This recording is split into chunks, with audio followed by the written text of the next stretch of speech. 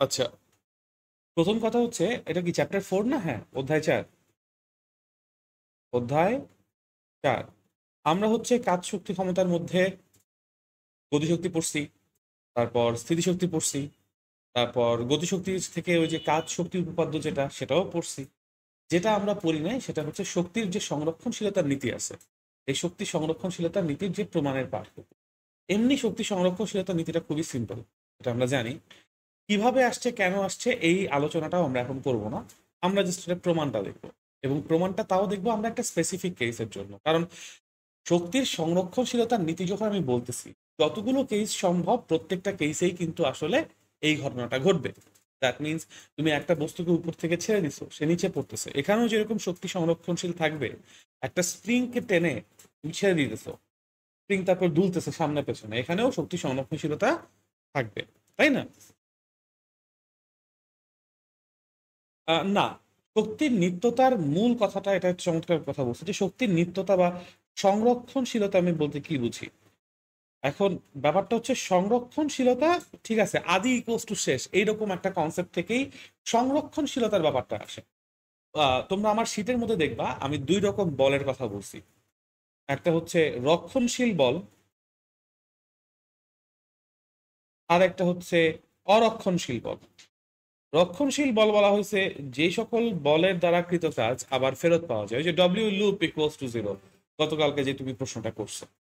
এই রক্ষণশীল বলের ধরনটা কি? অভিকর্ষ বল একটা রক্ষণশীল বল। কারণ কি, মনে করো এটা হচ্ছে গিয়ে একটা গ্রাউন্ড বা ভূমি। ভূমিতে কোনো একটা বস্তু মনে করো বর্তমানে অবস্থান করছে। আমি যখন এই বস্তুটাকে ঊর্ধ্বমুখী কোনো বল প্রয়োগ করে উপরে উঠাবো, তার মানে হচ্ছে আসলে বস্তুটার উপর উপরে উঠানোর কন্ট্রোল আমার হাতে না। আমি আগেও বলেছি, ওজনের উপর কন্ট্রোল, ওজনের সমান পরিমাণ বল দিয়ে আমার তাকে উপরে উঠাইতে হবে, তাই না? তো এই যে আমি তাকে উপরে উঠায় একটা নির্দিষ্ট অবস্থানে নিব, এইটা কি তার জন্য রেফারেন্স তল কি রেফারেন্স তল না? উত্তর হচ্ছে আমরা এটাকে রেফারেন্স তল মানতেছি না। আমরা যেহেতু গ্রাউন্ড থেকে উঠাইছি তার জন্য রেফারেন্স তলটা হচ্ছে কি গ্রাউন্ড। যেই মোমেন্টে তুমি হাত থেকে ছেড়ে দিবা তখনই কিন্তু তার সাম্যাবস্থাটা আবার ভেঙে যাচ্ছে।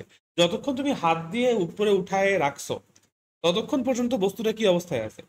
সাম্যাবস্থায় আছে। বলা যায় না আমি যেই মুহূর্তে ছেড়ে দিব সেই মুহূর্তে ওর সাম্যাবস্থাটা পরিবর্তিত হচ্ছে। কিন্তু খেয়াল করে দেখো, আমি টেবিল থেকে উঠাইছি, উঠায় একটা নির্দিষ্ট উচ্চতায় রাখছি, তারপর আমি এটাকে হাতের উপর নিয়ে আসছি না জিনিসটাকে আবার। তো এটা আরেকটা নতুন সাম্যাবস্থা, কারণ সে নতুন আরেকটা তল পাইছে, যেই তলের মধ্যে গিয়ে দেখো ও বিভব শক্তি যে ব্যাপারটা আছে সেটা কোথায় কাজ করতেছে? বলের ক্ষেত্রে কাজ করতেছে। আমি যেই হাতের উপর ওকে স্টেবল করে রাখছি, এখানে কি বলের ক্ষেত্র নাই? আছে, অভিকর্ষ বলের ক্ষেত্রের মধ্যেই সে আছে। কিন্তু অভিকর্ষ বল তার উপর প্রভাব ফেলতে পারতেছে না, কারণ আমার হাতটা তাকে বাধা দিয়ে রাখছে। Do you see? তো এই ব্যাপারটাই তোমাকে মাথায় বুঝতে হবে যে এখানে অভিকর্ষ বলের ক্ষেত্রে থাকলেও অভিকর্ষ বল তাকে আলটিমেটলি প্রভাব ফেলতে পারছে। তো যেটা বলছিলাম যে রক্ষণশীল বল, তুমি যখন এই রক্ষণশীল বলের প্রভাবে বস্তুটাকে উপর উঠায় নিয়ে আসছো এবং ছেড়ে দিচ্ছ, তখন রক্ষণশীল বলের প্রভাবেই সে কি করবে? যেই অবস্থান থেকে যাত্রা শুরু করছিল সেই অবস্থানের দিকে সে মুভ করবে, তার বিভব শক্তিকে সে গতিশক্তিতে রূপান্তর করা শুরু করবে। এবং যখন সে ভূপৃষ্ঠ আঘাত করবে সে ম্যাক্সিমাম গতিশক্তি নিয়ে আঘাত করবে। এখন আঘাত করার পর সে থেমে যাচ্ছে নাকি আরো ভিতরে দেবে যাচ্ছে, সেটা আমাদের দেখার ব্যাপার না। আমাদের দেখার ব্যাপার হচ্ছে সে আবার আগের অরিজিনাল পজিশনে ফেরত আসছে। গতিশক্তি বেশি কম কিনা সেটা পরের কথা, আমি আবার বলতেছি যে আগের অবস্থায় সে ফিরে আসছে। এটাকেই আমি বলতেছি তার রক্ষণশীল বলের মানে এক্সাম্পল। এটাকেই বলতেছি যে সমস্ত লুপ যে ক্রিয়েট হলো, এই লুপের মধ্যে কৃতকাজের মান কত হয়েছে? জিরো। এটাই বুঝাইতে পারছি? কোনো কনফিউশন আছে? না। আর অরক্ষণশীল বলের উদাহরণে কি বলছি আমরা? অরক্ষণশীল বলের উদাহরণে আমরা বলছি, মনে করো এটা একটা অমসৃণ তল। অমসৃণ তলের উপর তুমি একটা কাঠের বক্স রেখেছো। এই কাঠের বক্সটাকে তুমি একটা বাহ্যিক বল দিয়ে সামনে টেনে নিয়ে যাওয়ার চেষ্টা করতেছো। কিছুক্ষণ পর বক্সটা তোমার ডান পাশে চলে আসলো। আমরা বলতেছি এই পুরো রাস্তায় সে কি বলে এটাকে, ঘর্ষণ বল অনুভব করছে তার গতির বিপরীত দিকে। ঠিক আছে? তাহলে আমার এই বস্তুর উপর মোট কয়টা বল কাজ করছে? দুইটা।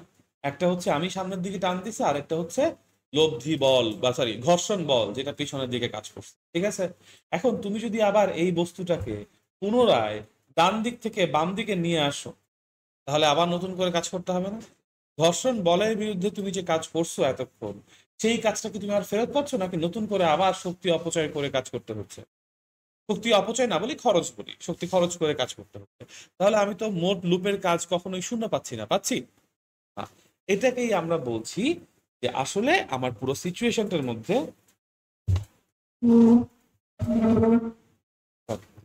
আমরা এখানে বলছি যে যে কৃত কাজ হয়েছে সেটাকে আমি আর জিরোতে নিয়ে আসতে পারছি না, হেন্স এটা অরক্ষণশীল বল। তো সংরক্ষণশীলতা মানে হচ্ছে আমি যেখানে কাজ করার পর বা শক্তির ট্রান্সফরমেশন বা রূপান্তর, দেখো বাই দ্য ওয়ে, এই সংরক্ষণশীলতা আর রক্ষণশীল অরক্ষণশীল বল দুটো ভিন্ন কনসেপ্ট থেকে আসলেও একই জায়গায় গিয়ে মিন করে কিন্তু। যে অসংরক্ষণশীল বল বা অরক্ষণশীল বলের জন্য তুমি আসলে শক্তির নিত্যতা সূত্র পাবা না। কেন পাবা না? কারণ অরক্ষণশীল বলের মধ্যে তুমি যদি যাও, যখন ঘর্ষণ বল তুমি প্রয়োগ করতেছো বা পাচ্ছ, তখন কিন্তু তোমার গতিশক্তির একটা নির্দিষ্ট অংশ ঘর্ষণ বলের বিরুদ্ধে কাজ করতে গিয়ে শব্দ শক্তি তাপ শক্তিতে রূপান্তর হয়ে যাচ্ছে। দ্যাট ইজ বাই তুমি সম্পূর্ণ আগের মতো একদম স্টার্টিং মোমেন্টের মতো মোট যান্ত্রিক শক্তি পাচ্ছ না। বুঝাইতে পারছি? এটাই হচ্ছে মূল সেই কমন কানেক্টিং পয়েন্ট শক্তির সংরক্ষণশীলতার নীতির উপর। আর শক্তির সংরক্ষণশীলতার নীতি আসলে কি বলতে চায়? বলতে চায় তোমার যে টোটাল মেকানিক্যাল এনার্জি আছে টিএমই, টিএমই মানে হচ্ছে মোট যান্ত্রিক শক্তি। কারা কারা মিলে এই মোট যান্ত্রিক শক্তি হয়েছে? বিভব শক্তি এবং গতিশক্তি। তোমাদের বইয়ে বিভব শক্তিকে ইপি এবং গতিশক্তিকে ই কে বলছি, আর আমি আমার শীটে পিই আর কেই বলছি, একই কথা আলটিমেট। ঠিক আছে? তো এই ব্যাপারটাই আমাদেরকে মাথায় রাখতে হবে যে শক্তি সংরক্ষণশীলতা মানে হচ্ছে এইটা। আর আমরা আমাদের শক্তি সংরক্ষণশীলতার প্রমাণের জন্য রক্ষণশীল বল নিয়েই অবশ্যই প্রমাণটার দিকে অ্যাপ্রোচ করব।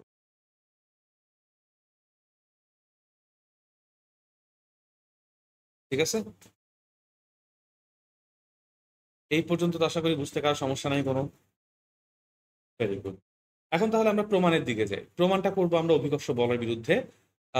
কৃত কাজ করে কোনো বস্তুকে উঠানো হয়েছে, এরপর তাকে আমরা মুক্তভাবে স্থির অবস্থান থেকে ছেড়ে দিব এরকম একটা বস্তুর জন্য। দ্যাট ইজ ভাই আমরা এই টপিকটার নাম বলছি মুক্তভাবে। অবশ্যই ঢুকে যেতে পারে, কোনো সমস্যা নাই, কিন্তু ওই পর্যন্ত আমি ওই মাটির ভিতরে ঢুকে যাওয়ার পরে কি হচ্ছে সেটা নিয়ে আমরা এই লেভেলে চিন্তা করছি না আর কি। কি হয় সেটা আমি দেখাবো, সমস্যা নাই। যখন ওই যে আরো এই চ্যাপ্টারটার অঙ্ক করাবো না, তখন আমি ইনশাল্লাহ দেখাবো।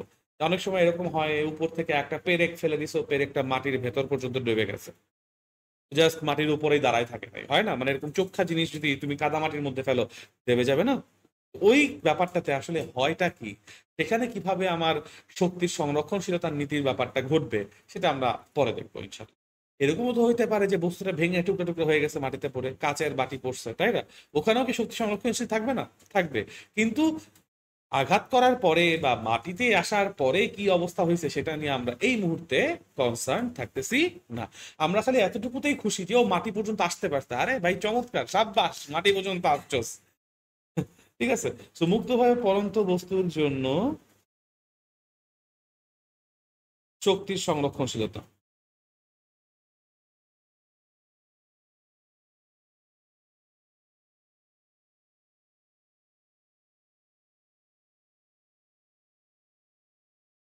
ওকে। তো আমরা তাহলে ধরে নেই যে যেই বস্তুটা নিয়ে আমরা কথা বলছি সেই বস্তুটা বর্তমানে ভূপৃষ্ঠ থেকে একটা নির্দিষ্ট উচ্চতায় এ অবস্থানে আছে। আর ভূপৃষ্ঠ বলছি আমরা নিচের কোনো একটা জায়গাকে। এটা আমাদের জন্য হচ্ছে জিএল। জিএল মানে হচ্ছে গ্রাউন্ড লেভেল। এটাকে রেফারেন্স লেভেল আমরা বলতে পারি আপনারা চাইলে, কোনো সমস্যা নেই। তো এটা গ্রাউন্ড লেভেল। ঠিক আছে? আচ্ছা, এখন কি হচ্ছে এই গ্রাউন্ড লেভেল থেকে? আমরা জানি যে বস্তুটা যেহেতু ওই নির্দিষ্ট উচ্চতায় আছে, তার যে ওজন আছে কোন দিকে কাজ করবে? খাড়া নিচের দিকে কাজ করবে, রাইট? এবং এ অবস্থানে থাকাকালীন সময়ে আমরা যদি জিজ্ঞেস করি বস্তুর গতিশক্তি কত, ই কে বলেন অথবা কে ই বলেন, গতিশক্তি কত হবে? জিরো। তার কারণ হচ্ছে এ অবস্থানে বস্তুর যে বেগ ভি এ সেটার মান আমরা জিরো ধরে নিচ্ছি। আমরা বস্তুটাকে শুরুতেই বলছি যে স্থির অবস্থা থেকে ছেড়ে দেওয়া মুক্ত হবে পরন্ত একটি বস্তু, তাই তো? এবং তার এই এ অবস্থানে গতিশক্তির মান তো জিরো, বিভব শক্তির মান কত হবে? mgh। EP equals to PE equals to বলবো কত? M D H. এখানে এইচটা আসলে কি বলেন তো ভাইয়া? উলম্ব সরণ। এটা আমি ওখানে মেনশন করেছি, ক্লাসেও বলেছি, এইচটা হচ্ছে উলম্ব সরণ। খুব ভালো কথা। এবং এটা ভার কেন্দ্রের সরণ, বাই দ্য ওয়ে। যখন আমি বুঝতেছি বস্তুটা মাটিতে আসতেছে, তার মানে বস্তুটার ভার কেন্দ্র আগের জায়গায় আসতেছে। ভার কেন্দ্র না সরলে এখানে বিভব শক্তির কোনো ঘটনা ঘটবে।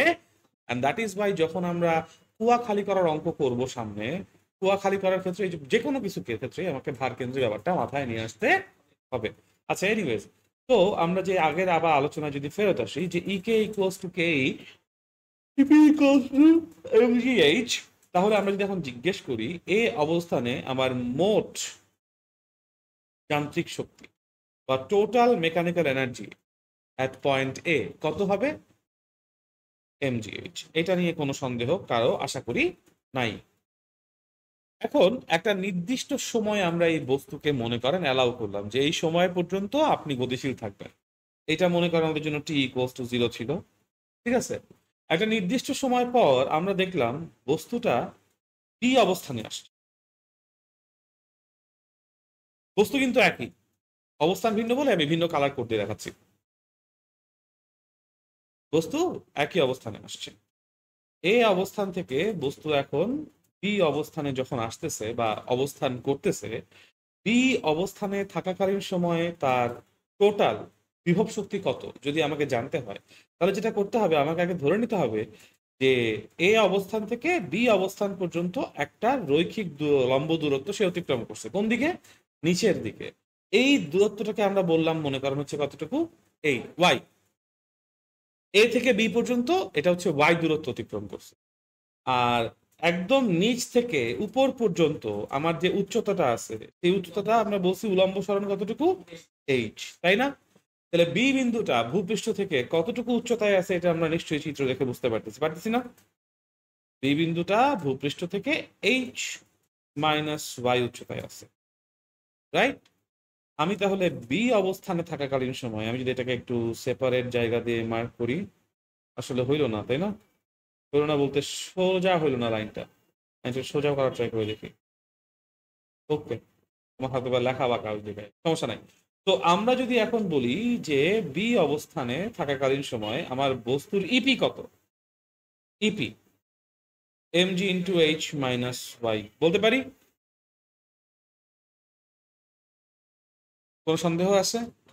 তো আমরা এটাকে বলতে পারি mgh মাইনাস mgy বলতে পারি। আপাতত সমীকরণটা এখানে স্থির রাখি। আমরা যদি জিজ্ঞেস করি এই অবস্থানে তার গতিশক্তি কত, ইকে, ইকে হবে half of M Bibi square. B বিন্দুতে বস্তুটার যে বেগ থাকবে তার বেগের স্কোয়ার, রাইট? এখন বি বিন্দুতে তার বেগ যদি ভিবি হয়, এ বিন্দুতে বেগ যদি ভি এ হয়, যেই ভি এর মান কত ছিল? জিরো। বস্তু নামছে কোন দিকে? নিচের দিকে। বস্তুর অভিকর্ষ ত্বরণ কোন দিকে? নিচের দিকে। আমরা কি তাহলে সেপারেটলি এই কথা বলতে পারি না যে হ্যাঁ, গতির যে চতুর্থ সমীকরণ আছে সেখান থেকে শেষ বেগ স্কোয়ার ইজ ইকুয়ালস টু আদি বেগ স্কোয়ার প্লাস 2 ইন্টু ত্বরণ ইন্টু দূরত্ব বা অতিক্রান্ত দূরত্ব বা সরণ বলা যায়? তাহলে এখান থেকে আমি ডিবি স্কোয়ারের মানটা বলতে পারি হচ্ছে 2gy বলা যায়। এই 2gy মানটা যদি আপনি এখানে বসান তাহলে কাটাকাটি করে আপনার জন্য mgy আসে ইকে। এখন আপনি ক্লিয়ারলি দেখে বুঝতে পারতেছেন বি বিন্দুতে তাহলে টোটাল মেকানিক্যাল এনার্জি কত হবে? mgh minus mgy plus mgy, কাটাকাটি করে শুধুমাত্র mgh, তাই না? বলা যায়। তাহলে আমার বি বিন্দুতে টোটাল মেকানিক্যাল এনার্জি বা মোট যান্ত্রিক শক্তি at point B is equals to M H. A বিন্দুতেও যা ছিল বি বিন্দুতেও তা, এবং আমি শিওর সি বিন্দুর ক্যালকুলেশন আপনারা কিভাবে করে বলতে পারবেন, কারণ আমার শীটে করে দেওয়া আছে। ওখানেও কত হবে? Um that's it. এটাই হচ্ছে শক্তির সংরক্ষণশীলতার সূত্র বা শক্তির নিত্যতা সূত্র, যেভাবেই বলি না কেন। ঠিক আছে, যেই জিনিসটা আমাদের এখানে মূল শিক্ষণীয় ব্যাপার সেটা হচ্ছে শক্তির এই নিত্যতার সূত্র কখনোই ব্রেক করবে না। কোন জায়গায় করবে না? যখন আমরা রক্ষণশীল বলের প্রভাবে আছি তখন আমি কখনোই এর ব্যতিক্রম হইতে দেখব না। ঠিক আছে, এটাই খালি আমাদের মাথায় রাখা দরকার, আর কিছুই না। ঠিক আছে, কোনো কনফিউশন আছে? ওকে। এখন বইয়ে শক্তির নিত্যতার সূত্রের একটা ব্যাপার এভাবে বলা আছে যে, কি জানি বলে এটাকে,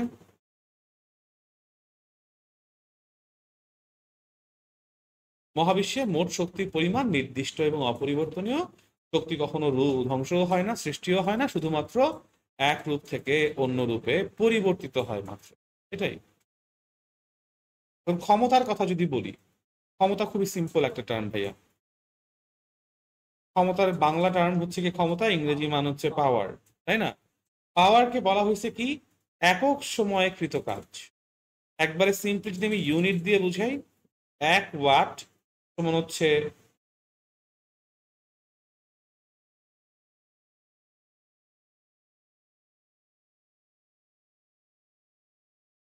এরকম হয়, কিছু করার নাই, দুনিয়াটা আনফেয়ার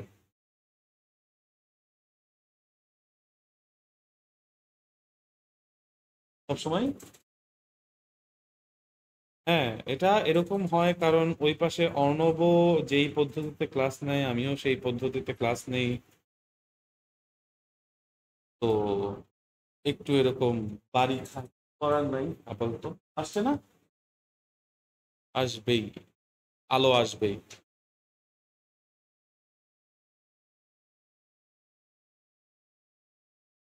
ওকে, তো যেটা বলছিলাম যে 1 ওয়াট ইজ ইকুয়াল টু হচ্ছে 1 জুল ডিভাইডেড বাই 1 সেকেন্ড, বা সিম্পলি বললে পাওয়ার ইজ ইকুয়ালস টু কত, W/T।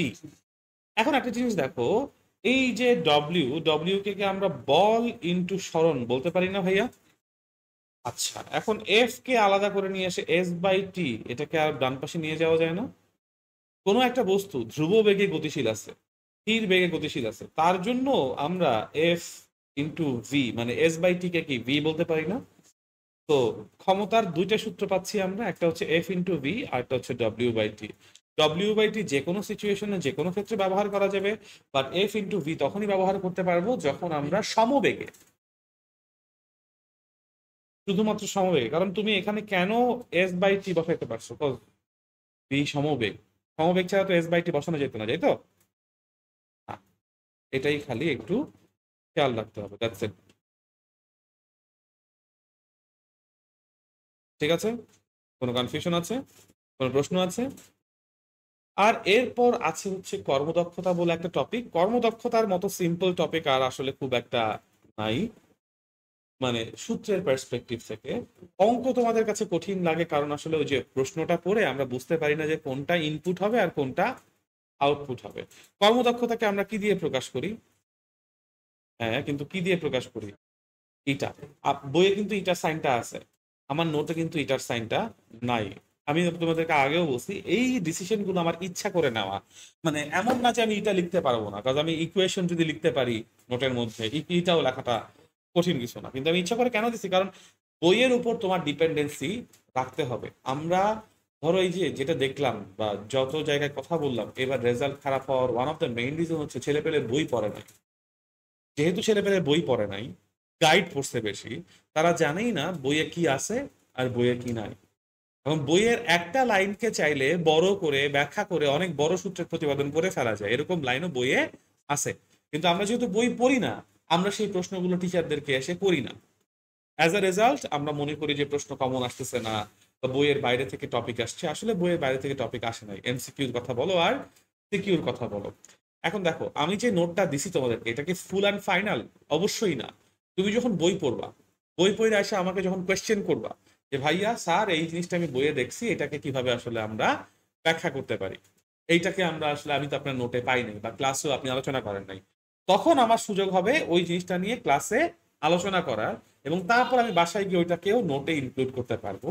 তারপর ধরো ওই পেজ, যেমন গতকালকে একটা এক্সট্রা পেজ দিলাম তোমাদেরকে, ফটোকপি করে লাগাই নিও, তাহলে আমি কি করতে পারি, ধরো ম্যাথের তো এখনো শীট দেই নাই, তো পরবর্তী শীট দেওয়ার জন্য সময় আমি এই ব্যাপারগুলা ইনক্লুড করে নোটের মধ্যে তোমাকে দিতে পারবো। বুঝাইতে পারছি? তো এই জন্য বইয়ের উপর ডিপেন্ডেন্সি অবশ্যই লাগবে। তো আমরা ছিলাম হচ্ছে কর্মদক্ষতা, আছে এখনো? এই ভয় লাগে। কর্মদক্ষতাকে আমরা এটা বলি, এটাকে আমরা একটা সিম্পল সূত্র দিয়ে প্রকাশ করব, output by input into 100%।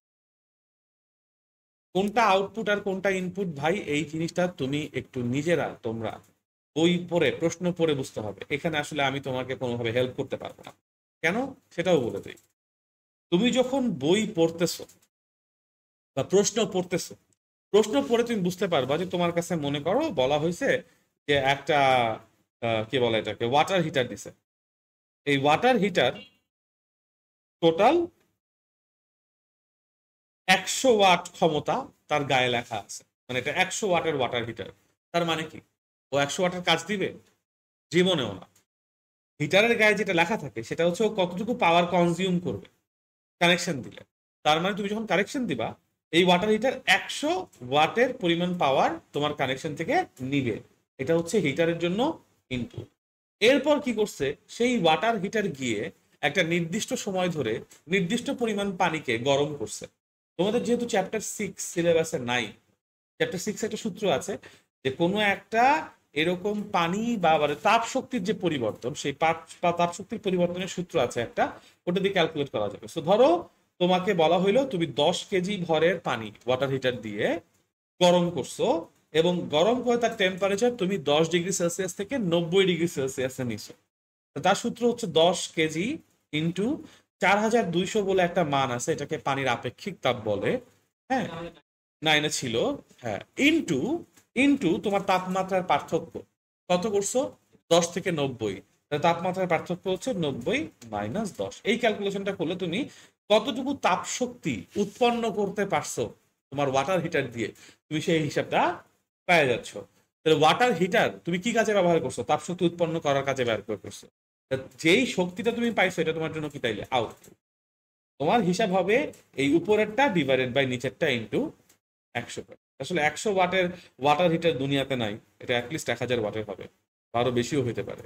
Water heater প্রচুর কনজিউম করে। বুঝাইতে পারছি?